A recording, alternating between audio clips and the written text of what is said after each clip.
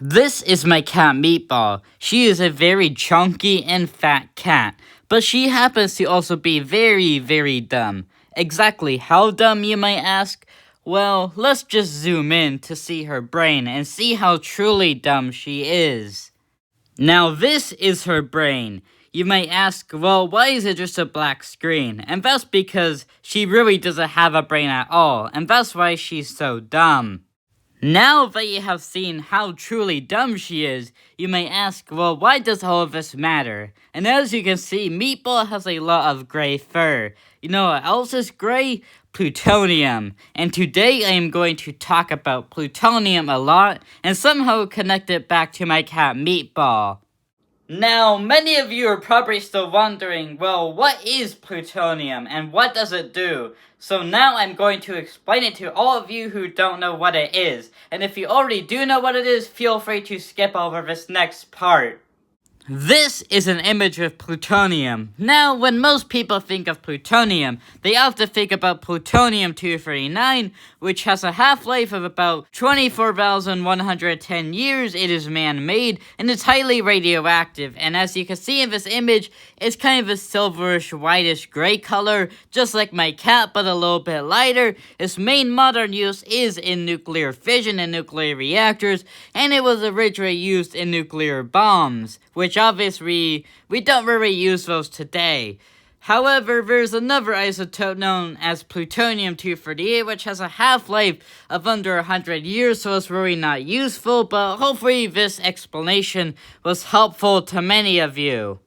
Now, there's probably a question that many of you are still wanting the answer for, and is probably the main reason of why I am making this video in the first place, and that question is, what do cats and plutonium even have in common? And the answer to that question is, well, they are both radioactive. Let me explain. This is a Geiger molar counter, more commonly known as simply a Geiger counter, and it basically just measures how much radiation is in the air around you. For simplicity, the higher the number, the more radioactive something is. This ties into cats because, well, there is a video on YouTube of a guy putting one near his cat, which was in a car, and it spiked the Geiger counter way up high. I don't think I can use that video in this video, but I will link it in the description so you guys can go watch it if you haven't already. And basically, this will be important in a few minutes, so just hold on while I explain some other stuff. Now we are going to talk about radioactive decay, which is usually measured with half-lives and stuff. So basically the half-life of something is the time in which half of something will decay. So basically, take uranium-235 for example. Uranium-235 has a half-life of about 4.5 billion years, which means after around 4.5 billion years, hypothetically, about half of the uranium-235 atoms would decay. So for example, if you had 100, it would decay into 50, then 25, and so on. And for some things that don't decay, like carbon-13 and carbon-12, and then there's carbon-14, which decays after like 5,300 years. So it's very radioactive, even more radioactive than plutonium. But nobody cares, because plutonium is the best. Anyways, hopefully that was very helpful to you all. Now, why they even mention carbon at all? Because they mentioned carbon-13 and carbon-12 not being radioactive, and the fact that carbon-14 is highly radioactive and has a half-life of just around 5,000 years. Well, it's because all life was created carbon-based, and the reason for that is because carbon can fold into all sorts of molecular structures, such as graphite and diamonds. Those are both made of carbon, but you can obviously tell they're two different materials. That just shows you how good carbon is for making life, and that's why it was created that way. And fun fact, that's the reason why when you see ashes of like an animal, that's why it's like kind of a grayish color. That's because it's mostly made of carbon. So now I am going to talk about why the whole section earlier in this video about the Geiger counter was important. As I said earlier, the Geiger counter measures how much radiation there is by how much the air around it is ionized. So basically, radiation ionizes the air by basically there's a ton of gases in the air, and most of them are completely stable, but once radiation happens around it, basically it causes the gases to lose electrons, making them unstable. And basically, radiation can also damage your DNA and manipulate it in a way that will cause you to get radiation sickness, and in extreme cases, you can also die. So, that's not fun. So, multiple times throughout this video, I have said that plutonium-239 is very radioactive, and many of you are probably thinking, oh, it'll probably just give me radiation sickness. You are underestimating this stuff. To learn just how radioactive this is, basically, inhaling 1 milligram of it can kill about 6 people, I think. I think I searched it up one time. So owning about a gram of this stuff is pretty illegal. It's highly controlled on who actually owns it.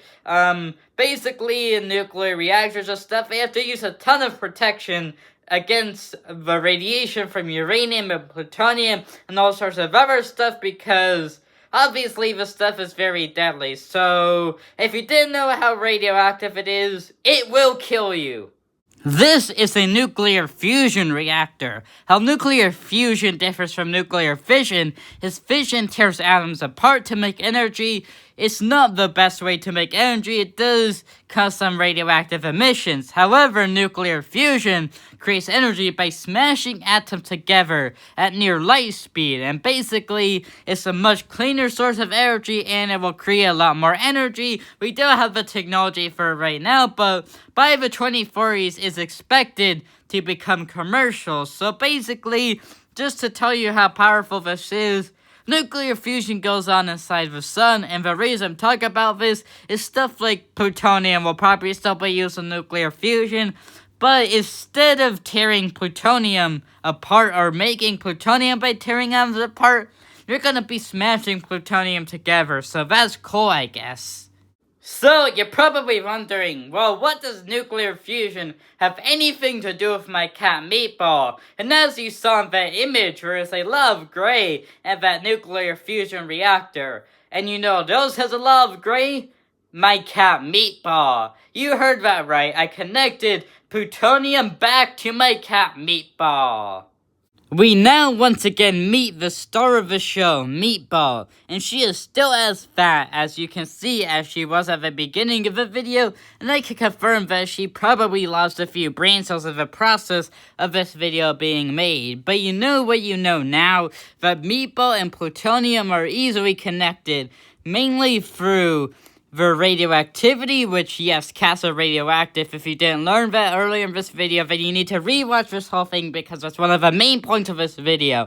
But, anyways, also, she has gray fur, which plutonium's pretty gray, so, anyways, let's already get to the end of this video and start the conclusion part.